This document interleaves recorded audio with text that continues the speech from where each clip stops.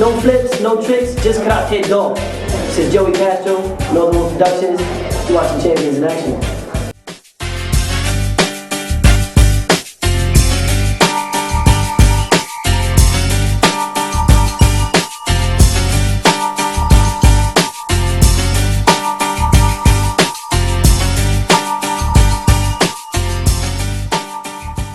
World champion Damon Gilbert, 14-time, or have the numbers? Nobody's counting me. It is 14. No, nobody's counting. 14-time world champion and current member of the John Paul Mitchell National Karate Team. Sir. Right?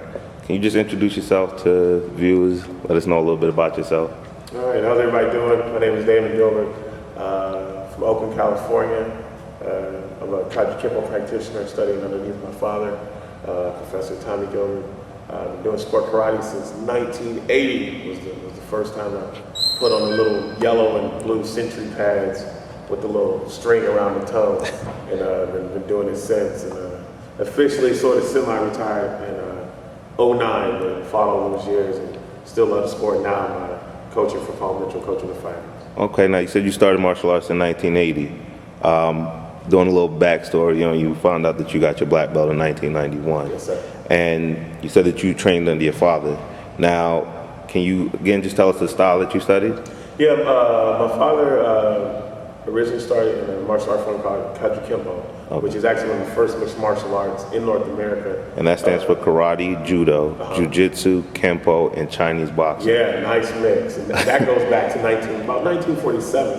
It was actually established. So the beauty with the MMA thing going on now for me is it's sort of confirmation that what these guys was doing back in 1947, they're a little bit ahead of their time, because now everybody understands that every art is beautiful, every art has something to offer, and if you can find a nice mesh, it'll make you a complete martial artist. So that's where we're coming from in the Couch Kempo world, as far as just blending, having that good mix, and just being able to protect yourself in all aspects. It's a true combat fighting art, taught all over the world to military, law enforcement, and everyday people. Now, with the style that you studied, we know that a lot of guys that normally point fight, or we see them on the circuit, we don't know about their background as far as katas are concerned. In this style and system, do you guys incorporate katas? Yeah, no, a lot of a lot of the forms would be like soft style. Okay. We do a lot of what you call Sealam type forms, forms such as floating leaf, tiger pie, Sealam 6, Sealam 7, limpo, soft style kata. So we'd probably be in the Chinese division. Okay. If you saw us in the forums, you'd be like, Gilbert out there doing wushu? Yeah, don't tell nobody. But a lot of the katas are sort of amongst that style, very slow, fluid, smooth, just a lot of flow in the katas. Now, off track a little bit, we understand that you got hurt a while back and you were unable to compete sparring-wise. Right. Do you see yourself transitioning to a forms division? Oh, no. No, I'm a fighter. The only thing about forms is if I get screwed by a judge, I just have to take it. At least if I get screwed in fighting, I got to punch somebody. So I can't operate like that. I love teaching katas, and we use them in our school for what they're for, to give you additional technique, to help with your cardio, coordination, strength, balance, etc. But it is what it is. It's a tool. But you'll find me 98.9% with a gun, with a knife, with a stick in my hand, working with my students, grappling, standing up, just all the combative things that really you got to be into today in today's world. Now, as a 14-time world champion in fighting, a lot of the guys on the circuit don't feel like katas are necessary.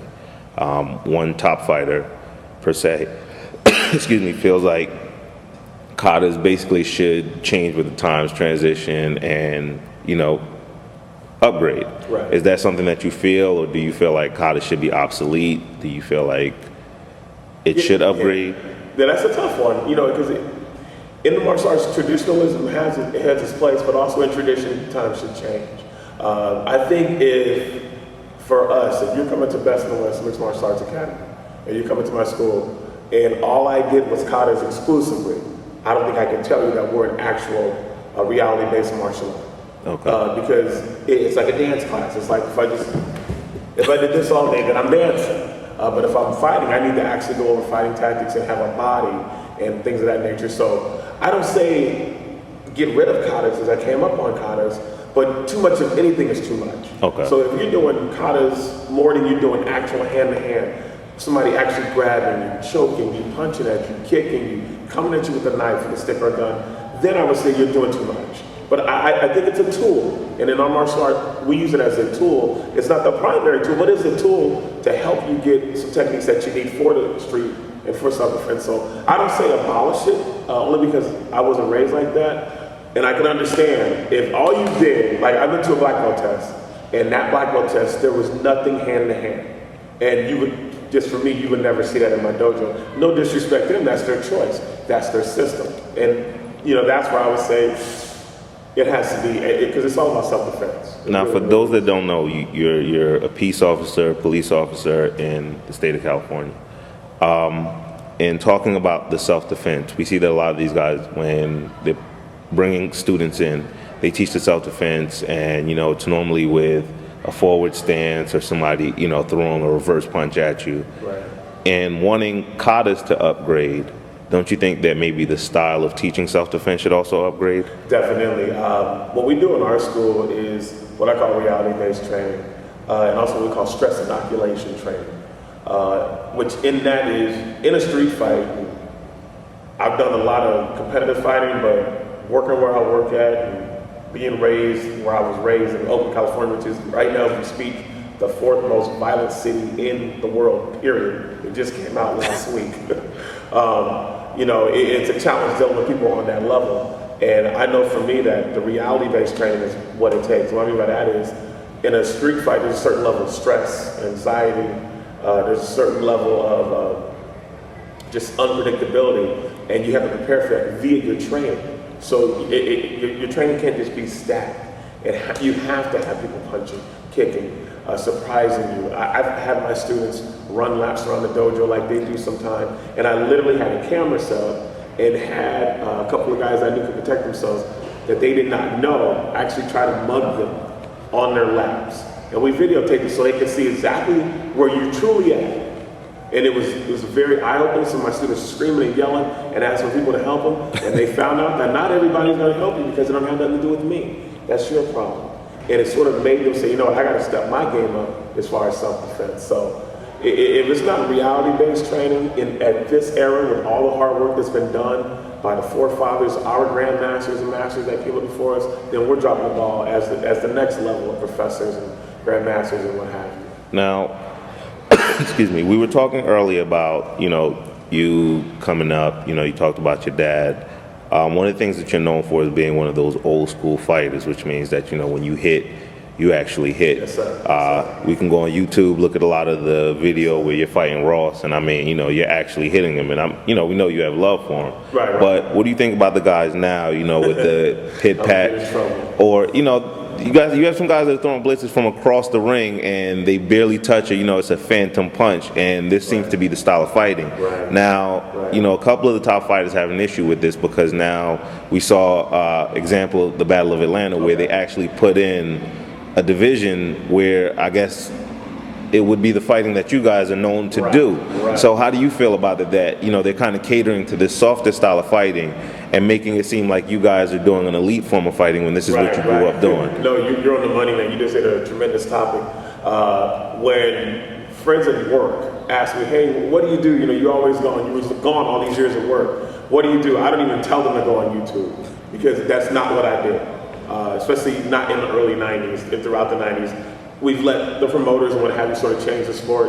And it's not even the fighters' fault 100%. Some of the promoters have done that by bad refereeing and having these crappy rules. Our sport, guess what? This is the extreme era. People were fighting harder back in the day in the 50s, 60s, and 70s than we do now. And we have more technology, better equipment, etc., but we don't take advantage of it. Nobody wants to, number one, nobody wants to see nobody with a headgear on. MMA ain't got no headgear. You know, boxing at our level don't have headgear. Amateur, yes, but at our level, no. Do I think these guys hit that now? No. Do half these dudes in the circuit right now want to punch Raymond Daniels in the face? No. Do they want to punch Zolt in the face? No. It's a different mentality. I don't get it. It's this buddy thing, and I want to see the hungry eat. Now- I want to see some young fighters out there that's hungry to eat. Now, when you guys were coming up, you had a legitimate rivalry. You know, I hated everybody. there was the JPMs versus the CJBs. Metro, everybody. So, Yeah, and at that point in time, even though the respect was there was an actual rivalry. Do you feel, and this is just my personal opinion, if you walk into a tournament with Raymond Daniels' uniform or his company, his gloves with his face on it, after watching his videos and you're fighting just like him, how is it that you have that animosity towards him to want to beat him? And that's just my personal feeling on it. Now for somebody as good as you, we don't really see that many people trying to emulate a Damon Gilbert that's going out there and actually trying to knock somebody's block off. So again, as being one of one of the dinosaurs of this dying age of point fighting, how do you feel about that? And do you have any up and coming fighters from your area that you can say will be holding it down? Yeah, the thing with Ray got fans. Ray don't got people that want to fight him. These dudes want to be Raymond's fan. And Raymond's great because when we were on top, me, Mike P, and the other dudes from Cali, Raymond came to us straight up like, yo, I want to be next. And he did that. He had respect for us, but he came to make his name, and he's done a fantastic job. These dudes, they take notes from him, but they didn't take the notes of how he came up. These guys are fans. They don't want to beat Raymond. They want to say, I stood next to him, or I shook his hand. I'll shake his hand after. If you see any fight with me and Raymond from the NBL to NASCA days, me and him went at it. And I consider Raymond a very good friend. But for 2 minutes, I want to prove that I'm one of the best in the world. So we're going to go at it. And if you beat me, I want you to say, damn, I don't want to get hit by this cat again. And Raymond do the same thing to me. And those are the dudes who, for me, I respect the real fighters that when I came up, they were fighting. The Satch Williams, the Woody Sims, the Ray Wizards, the Leo Creers, the Jose Pachecos, the Hakeem Austins. I fought Richard Plowman, I fought AP. These dudes, you knew they was going to try to knock your block off. And you had to respect that. And if you didn't, you wasn't a real fighter. So I just want to see our sport grow, and we need guys to get hungry. I went to Ireland. Don't even get me started on Ireland.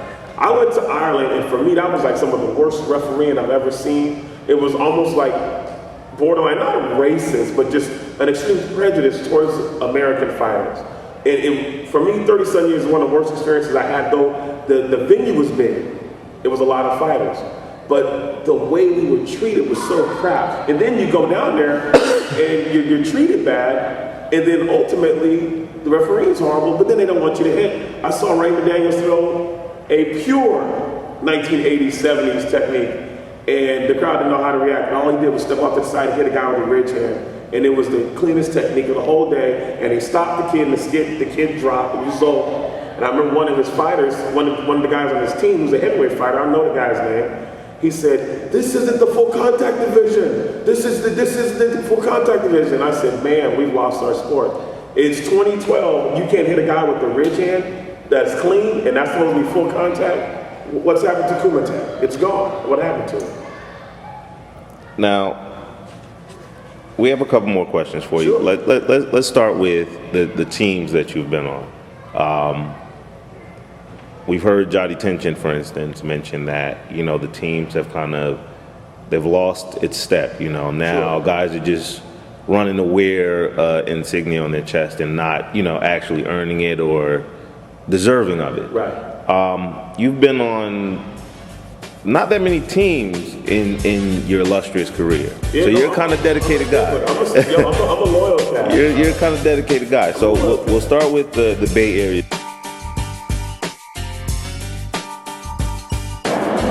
I'm Grandmaster Dennis Brown, and you're watching Champions in Action.